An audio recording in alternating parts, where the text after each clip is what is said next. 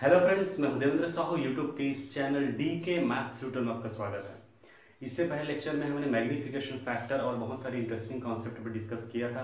आज हम scalar factor को देखेंगे, उन पर उसके जो डेफिनेशन है वो तो देखेंगे, साथ ही साथ एग्जांपल्स देखेंगे और उस कॉन्सेप्ट को क्लियर करेंगे। अगर अभी तक आपने चैनल को सब्सक्राइब नहीं किया है तो प्लीज़ सब्सक्राइब कर लीजिए, बेल आइकन प्रेस कर लीजिए और वीडियो को कंप्लीट देखिए।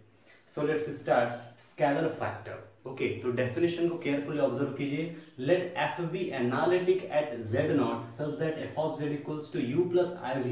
Suppose f is conformal at z naught, then mod of f dash of z naught is said to be scalar factor of f of z at z naught.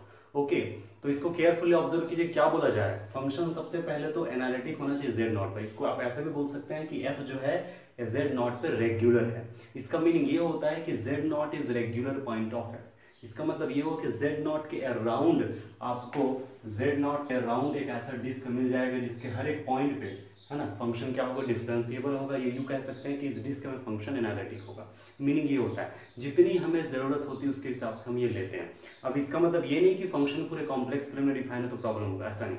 अगर function पूरे complex plane में अगर analytic है ना, या फिर हो सकता है कुछ फाइनाइट पॉइंट को छोड़ करके या काउंटेबल इनफाइनाइट पॉइंट को छोड़ करके अगर एनालिटिक है तो भी कोई दिक्कत नहीं। उसके अंदर जितने भी पॉइंट होंगे सबके सब रेगुलर पॉइंट होंगे।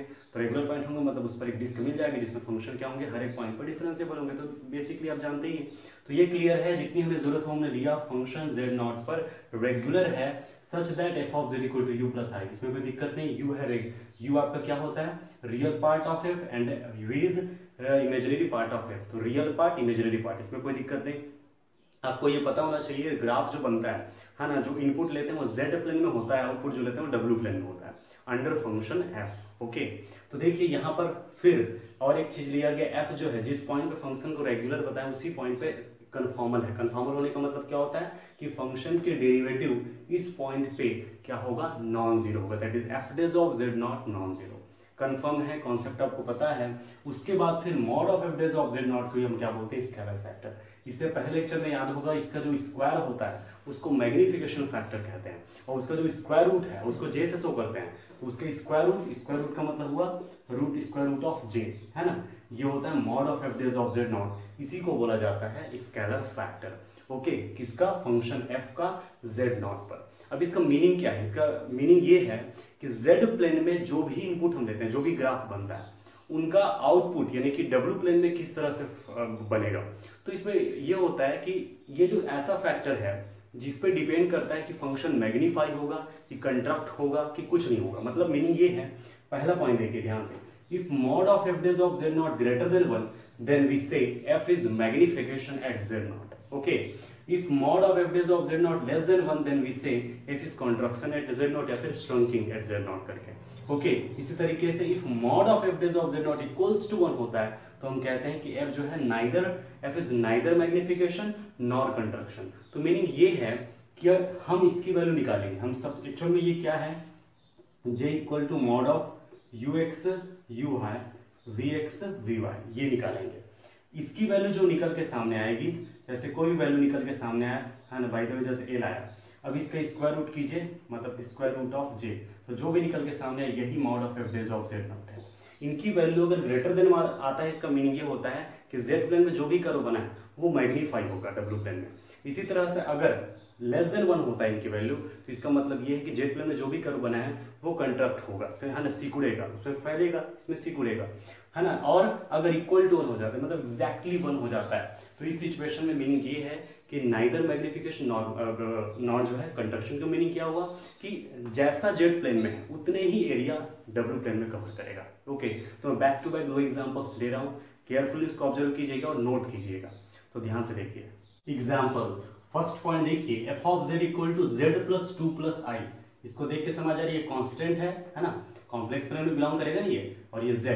अब ये ओवरऑल देख के समझ आ रहा है ये हमारा एंटायर फंक्शन है, दैट इज कॉम्प्लेक्स प्लेन में एनालिटिक। ओके, हमें ये देखना है कि z प्लेन में जो कर्व रहता है वो w प्लेन में किस तरह से बनता है। स्पेशली हम मैग्निफिकेशन कंट्रैक्शन पर कॉन्सेप्ट देखने वाले हैं। तो ध्यान से देखिए, थोड़ा नया टाइप का एग्जांपल ले रहा हूँ क्योंकि बहुत सारे एग्जांपल्स पहले हमने डिस्कस कर लिया ऑटोमेटिकली ना। देखिए ये एग्जांपल है ना, पहले R2 प्लेन में इसको मैं बना रहा हूँ, x plus y equal to 1। कैसे बनेगा? x इक्वल टू 0 कीजिए, y equal to 1, okay, y equal to 0 कीजिए, x इक्वल टू 1, ठीक है ना, ये हो गया। ये हमारा पेयर में लिख सकते हो और फिर इसको कॉम्प्लेक्स प्लेन में कंसीडर कर लीजिए, तो ये होगा 1, ये होगा हमारा i। क्लियर हो रहा है, ठीक है ना। तो ये इस तरह से हो गया x एक्सिस, ये i y करके लिख सकते हैं। अब ये जो है हमारा z प्लेन में बना है, ये कर्व है, याद रखिए ये कर्व है, इस कर्व का x और y एक्सिस के करस्पॉन्डिंग ये जो एरिया बन रहा है, ठीक है ना, इस एरिया को भी आप ध्यान रखिएगा। अब देखेंगे कि ये एरिया फैलता है कि सिकुड़ता है, दैट मीन्स ये मैग्नीफाई होता है कि ये कंट्रैक्ट होता है, या ज्यों का त्यों जाता है, जितना एरिया इधर कवर हो रहा है उतना एरिया इधर भी कवर हो रहा है, वो हम देखने वाले हैं। तो चलो ठीक है, देखते हैं। z प्लस 2 प्लस i, सबसे पहले तो मैं बताया था जब भी कर्व x और y के फॉर्मेट में होता है तो इसकी हेल्प से आप इसको u और v में कन्वर्ट करते हो। तो ध्यान से देखिए, z x प्लस आई वाई हो गया, 2 प्लस आई एक्स प्लस 2 आई। अब यहाँ पर देखिए y प्लस कितना होगा 1, कोई दिक्कत नहीं इसमें। तो ध्यान से इसको केयरफुली ऑब्जर्व कीजिए, ये हो गया u और ये हो गया v, ठीक है ना। ग्राफ को कैसे इंडिपेंडेंटली बनाना है वो हम देखते हैं। तो u प्लस आई वी बन गया, u इक्वल टू है x प्लस 2 और v इक्वल टू है y प्लस 1, ठीक है ना। अगर मैं यहाँ से देखूँ तो यहाँ से पता चल रहा है x इक्वल टू होगा u माइनस 2 और y इक्वल टू होगा v माइनस 1। क्लियर है। अच्छा, यहाँ से एक चीज़ और, ux निकाल लेते हैं 1, ui होगा 0, vx निकाल लेते हैं 0 और vy होगा 1। क्यों निकाल रहे हैं पता है, हमें j निकालना है, जैकोबियन, मतलब हमें निकालना है मैग्निफिकेशन फैक्टर, ठीक है ना। और इसको स्क्वायर रूट ले लेंगे, वो क्या होगा, स्केलर फैक्टर। ओके, तो मैंने निकाला j equal to ux uy vx vy। तो इस तरह से आप देखेंगे 1 0 0 1, तो कितना आ जाएगा 1। ओके, स्क्वायर रूट कीजिए 1, यही आपका mod of f dash of z not है।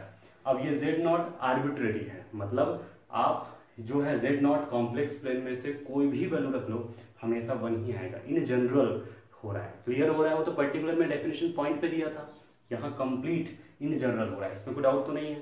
कंफर्म हो गया, तो मैं यहाँ डायरेक्टली लिख सकता हूँ एफ डेज ऑफ z करके, ठीक है, जहां पर z बिलोंग्स टू c है।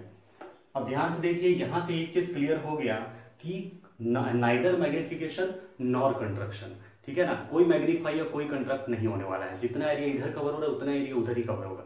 अब ग्राफ कैसे बनाते हैं, तो देखिए ये सिचुएशन x इक्वल टू यहाँ पे क्या होगा 0, और जैसे जैसे इधर बढ़ता जा रहा है वैसे वैसे क्या हो रहा है ग्रेटर, यानी कि x greater than or equal to 0। इसी तरह से y यहाँ पर 0, और जैसे जैसे बढ़ता जाएगा, याद होना चाहिए x ऐसे बढ़ता है y ऐसे बढ़ता है, तो जैसे y 0, y जैसे जैसे बढ़ेगा y greater than or equal to 0, तो x greater than or equal to 0, y greater than or equal to 0, and remember x plus y equal to 1। Okay, तो इसी के बेस पे हम ग्राफ बनाएंगे, ये कंफर्म है, मैं इसे मिटा रहा हूँ, ठीक है। अब देखिए x greater than or equal to 0, यहाँ से u minus 2 greater than or equal to 0, यहाँ से u greater than or equal to 2। इसी तरीके से y greater than or equal to 0, तो v minus 1 greater than or equal to 0, तो v greater than or equal to 1। यहाँ तक confirm. अब x plus y equal to 1 की बात आती है, x प्लस वाई। ओके, तो x plus y means u minus 2 plus v minus 1, तो ये हो गया u plus v minus 3। Okay, याद होना चाहिए ये कितना है, 1 के इक्वल है, इसको आप ऐसे कर लीजिए ज्यादा बेटर होगा, इक्वल टू 1, तो u minus 2 plus v minus 1 equal to 1, तो ये हो गया u plus v minus 3 equal to 1, तो u प्लस v उधर जाएगा तो कितना आएगा plus 3 plus 3 plus 1 that is 4। तो आप मतलब यहाँ रिलेशनशिप हम निकाल रहा था कि ग्राफ बनाते बने, तो हम देख सकते हैं x greater than or equal to 0 के करस्पॉन्डिंग आपका वैल्यू मिला u greater than or equal to 2, y greater than or equal to 0 के करस्पॉन्डिंग मिला v greater than or equal to 1, and also है ना x plus y equal to 1 के corresponding मिला u plus v equal to 4। Now है ना हम देखेंगे ग्राफ, तो देखिए ग्राफ को किस तरह से मैनेज करना है। तो जो भी ग्राफ बनाएंगे इसमें आप पहले तो इसको लिख लीजिएगा z प्लेन, इसको मैं फिर से लिख रहा हूँ, है ना, पहले इनपुट को जरूरी है ना भाई, तो वो देख लेते हैं अपन। ये होगा इस तरीके से x plus y equal to 1, ठीक, x greater than or equal to 0, y greater than or equal to 0, और ये एरिया कवर हो रहा है, ये आपका हुआ z प्लेन।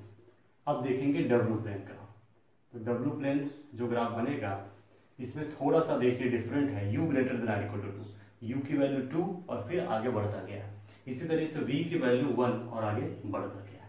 कंफर्म हो रहा है, तो u इक्वल टू समझ लीजिए यहाँ 0 है, और फिर 1 है और फिर यहाँ 2 है। तो इस तरीके से मैं यहाँ पर देख कर लेते हैं अपन, इस तरह से ये हो गया। और साथ ही साथ v greater than or equal to v equal to 1 यहाँ पर, तो इस तरीके से ये हो गया। और जो भी ग्राफ बनाए हैं u plus v equal to 4, u equal to 0, v equal to 4, ठीक है ना। अगर ये आपका 1 है, ये 2 है, ये 1 2 3 4 3 4, तो देखिए u0 v4 ओके और v0 u4। तो जो ग्राफ होगा वो इस टाइप से अच्छे से बनाएंगे तो देखिए ये बनेगा आपका u plus v equal to 4। तो देख सकते हैं ग्राफ को देख करके भी समझ आ रहा है। अब स्केल वगैरह तो नहीं रखेंगे हम कितना एरिया, इससे कोई मतलब नहीं होता, ये लॉजिकल होता है भाई, है ना।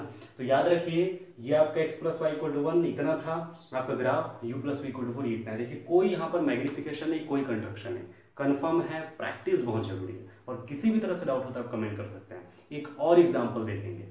सेकंड एग्जाम्पल है F of Z equal to 2z plus 3 plus i.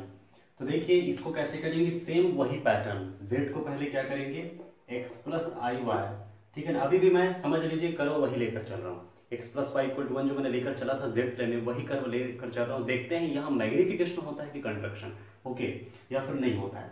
तो देखते हैं प्लस 3 प्लस आई, ओके। अब यहाँ से अलग अलग कीजिए, 2x plus 3 plus i common 2y plus 1, okay. 2x plus 3 i common निकला, 2y प्लस 1, कंफर्म है यहाँ तक। अब इसमें कोई दिक्कत वाली बात ही नहीं है। अब इसको आप नाम देंगे u, इसको नाम देंगे v, ये मिल गया u प्लस आई वी। तो here u equals to 2x plus 3, v equals to 2y plus 1, okay. यहाँ से ux से निकाल लेते हैं पहले, 2u निकलेगा 0, vx होगा 0 और vy होगा 2। अब यहाँ से आप है ना x की वैल्यू निकाल लीजिए, तो 2x इक्वल टू पहले निकाल लेते हैं u माइनस 3, तो यहाँ से x इक्वल टू निकला u माइनस 3 अपॉन 2। इसी तरह से 2y इक्वल टू है ना कितना होगा v माइनस 1, तो यहाँ से y equal to v minus 1 upon 2। Confirm है, जैसा है उसके हिसाब से बनाना है। अब देख लीजिए थोड़ा सा जो क्वेश्चन दिया था आपको वो ये है, F of Z equal to 2z is entire function, constant करो, एंटायर फंक्शन का एंटायर फंक्शन ही होगा। अब ये जो है इसका मतलब पूरे कॉम्प्लेक्स प्लेन में एनालिटिक है, तो कॉम्प्लेक्स प्लेन के हर एक पॉइंट पर इन जनरल हम चेक कर सकते हैं। तो देखते हैं, हमने वही किया, पहले u और v किया, फिर u और v अलग अलग मिल गया, ux से uy vx vy क्यों निकाले, क्योंकि मुझे जैकोबियन फाइंड करना है स्केलर फैक्टर के लिए। और फिर यहाँ से x निकल गया, y निकल गया। अब देखते हैं इसका जो जैकोबियन है, that means j equal to ux uy vx vy, है ना, ये क्या निकलता है, तो ये होगा 2 0 0 2 2 0 0, पुट दैट वैल्यू। अब ये हो जाएगा 4 माइनस 0 दैट इज 4। अब ये हमारा जो वैल्यू निकला हुआ है ये z है, square root of j, square root of j क्या होता है, यही हमारा mod of f dash of z होता है ना भाई। अब ये निकलेगा 2, z नॉट होता है, लेकिन ये तो वैल्यू इन जनरल है, ओके। तो यहाँ पर z की वैल्यू कुछ भी रखो 2 ही आएगा। पूरे कॉम्प्लेक्स प्लेन में एनालिटिक है, पहली चीज हुई। दूसरी बात, कॉम्प्लेक्स प्लेन के जितने भी पॉइंट होंगे सभी पॉइंट पर 2 ही आएगा, फर्क तो पड़ना नहीं है। ये हो गया। अब देख के समझ आ रहा है ग्रेटर देन 1 है, इसका मतलब होगा मैग्निफिकेशन, मतलब जो भी आप जेड प्लेन में लेने वाले हो वो मैग्नीफाई हो जाएगा डब्ल्यू प्लेन में, ओके। ग्राफ को देख करके भी आप समझ जाएंगे। तो देखिए है ना, जो x greater than equal to 0 है, इनके करेस्पॉन्डेंस क्या होगा, तो u minus 3 upon 2 greater than equal to 0, तो यहाँ से u minus 3 greater than equal to 0, यहाँ से u greater than equal to 3। इसी तरह से y greater than equal to 0 और v minus 1 upon 2 greater than equal to 0, तो v minus 1 greater than equal to 0, तो v greater than equal to 1। This and this condition confirm, इनके correspondence ये, इनके correspondence ये, और x plus y equal to 1। तो यहाँ से x की वैल्यू देखिए, है ना, x की वैल्यू है u माइनस 3 अपॉन 2 और प्लस ये है v minus 1 upon 2 equal to 1। First क्या करना है, टेक एलसीएम। इसको मिटा रहा हूँ, इसको समझ गए हैं आप कि ये होगा, ये ओनली इन्फॉर्मेशन के लिए होता है ना, ये ओनली इन्फॉर्मेशन के लिए होता है, जरूरी है जानना उस चीज को। अब ये होगा आपका u minus 3 plus v minus 1 upon 2 equal to 1। तो ये होगा u plus v minus 4 equal to 2, ये होगा u plus v equal to 6। Confirm है। अब ये प्रैक्टिस बहुत जरूरी है भैया, खाली देखने से नहीं होने वाला, इसको आप क्या करेंगे, खुद से नोट करेंगे, प्रैक्टिस करेंगे, डाउट निकलेगा, डाउट नहीं निकला अच्छी बात है, निकलता है तो आप बिल्कुल आप कमेंट कर सकते हैं। फेसबुक में भी मेरे जो फेसबुक पेज है DK मैथ्स ट्यूटोरियल, वहाँ भी आप जुड़ सकते हैं, वहाँ भी किसी भी तरह से प्रॉब्लम पूछ सकते हैं। तो u plus v equal to 6 किसके करेस्पॉन्डेंस आया, x plus y equal to 1 के करेस्पॉन्डिंग आया। तो इस तरीके से ये चीज है, ये है ना, और ये तीनों चीजों को नोट करना है अपने को। अब देखते हैं ग्राफ, है ना, z प्लेन में और इस फंक्शन के अंदर w प्लेन में कैसे बनता है। तो देखिए सबसे पहले मैंने z प्लेन में जो लिया था वही ले रहा हूं, ये हो गया x plus y equal to 1, pair में ले सकते हैं 1 0 0 1 और यहाँ 0 0। अब उसको कॉम्प्लेक्स प्लेन में कंसीडर करेंगे, when I consider in complex plane, है ना, सॉरी, ये आपका x एक्सिस होता है और ये आपका y एक्सिस, तो मैं इमेजिनरी की वजह से i y कर देता हूँ, है ना, ऐसा कोई जरूरी नहीं होता बट कर देना चाहिए, उससे ज़्यादा क्लियर होता है। ये 1 और ये i, अब ये आपका एरिया है, कोई शक की बात ही नहीं है, ये x plus y equal to 1 curve है और ये एरिया कवर हो रहा है ना, किसके करेस्पॉन्डिंग, x और y एक्सिस को के रिस्पेक्ट में, ठीक है, इतना तक क्लियर है। अब देखते हैं इधर क्या बनने वाला है, ठीक है, इसको मैं मिटा देता हूँ। अब देखिए जो कर्व बनेगा ये आपका x एक्स है ना, ये आपका क्या हो जाएगा इस समय u और ये आपका v, इसको लिख सकते हैं i v करके, ओके, ये w प्लेन होगा ना भाई, तो इस तरीके से बनेगा। अब देखिए x greater than or equal to 0, है ना, y greater than or equal to 0, x plus y equal to 1, इतना कंफर्म। अब देखिए u greater than or equal to 3, है ना, 1 2 3 4 5 6। देखिए इसमें जो डिस्टेंस लिया हूँ उस डिस्टेंस के हिसाब से लेंगे तो और ज्यादा मैग्नीफाई और ऐसा लगेगा, ये आपके ऊपर डिपेंड करता है। 1 2 3 4 5 6, ओके, तो यहाँ पर u greater than or equal to 3, यानी u इक्वल टू 3 और जस्ट उसके आगे ऐसा, तो ये हो गया आपका इस तरह से, है ना, ये बन जाएगा कर्व। अब देखिए v greater than or equal to 1, that means this, ठीक है, तो इस तरीके से ये हो गया और ये हो गया, ठीक। और क्या दिया है, u plus v equal to 6, है ना, तो 6 का मतलब क्या हुआ, ये 1 2 3 और आपका 4 5 6, ये है आपका 1 2 3 4 5 6, ठीक है ना। हाँ मैं ऐसा लिख देता हूँ बट इसमें आयोटा है, मतलब i 2 i 3 i 4 i 5 i 6 i, इससे पहले ग्राफ को भी आपको समझ लेना है उस चीज को ना, ठीक है। u plus v equal to 6, है ना, u equal to 0 v equal to 6, v equal to 0 equal to 6, graph जब बनाते हैं तो R2 प्लेन कंसीडर करके बनाया जाता है, ओके। तो u equal to 0 v equal to 6 और आपका u क्या बोलेंगे, u 0 तो v 6, ये हो जाएगा यहाँ पे, ठीक, और ये कर्व बनेगा इस तरह से, ठीक। और ये जो डिस्टेंस है मैंने बहुत छोटा छोटा लिया, और बड़ा लेंगे तो समझ आ जाएगा, देख के समझ आ रहा है कि मैग्नीफाई हो रहा है, ठीक है ना। ये आपका W प्लेन है, ये Z प्लेन है, ठीक है, और ये W प्लेन है, और ये मैग्नीफाई हो रहा है, अंडर फंक्शन है, this curve magnify by this function, clear है। तो इस तरह से आपको प्रैक्टिस करना है, किसी भी तरह से डाउट हो तो आप कमेंट कर सकते हैं। आई होप आज का जो लेक्चर है क्लियर हुआ होगा, पसंद आया तो जरूर लाइक कीजिए, अपने फ्रेंड्स को शेयर कीजिएगा। नेक्स्ट लेक्चर में और भी इंटरेस्टिंग कॉन्सेप्ट पे, यूनिवेरिएंट फंक्शन है और भी जो डेफिनेशंस पे उस पर हम बात करेंगे। तो आज के लिए इतना ही, thank you for watching this video.